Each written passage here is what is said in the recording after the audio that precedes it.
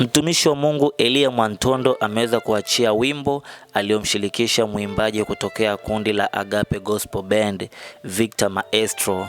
Huu wimbo wa mtumishi wa Mungu Elia Mwantondo ni wimbo wa muda mrefu. Ameweza sasa kufanya remix ya wimbo huu akimshirikisha Victor Maestro, mwimbaji kutokea kundi lile la Agape Gospel Band. Ni anajulikana zaidi kwenye upande wa sebene.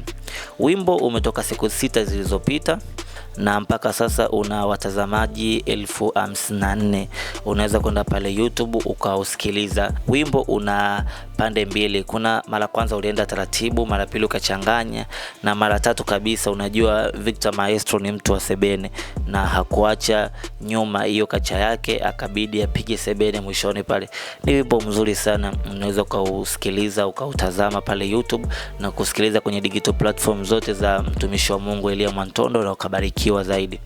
Na kipengele zaidi nilichokipenda ni pale ambapo Victor Maestro aliweza kutaja zile sifa ambazo Mungu anazo na hakuna kiumbe chochote chini ya jua anaweza akawa na hizo sifa.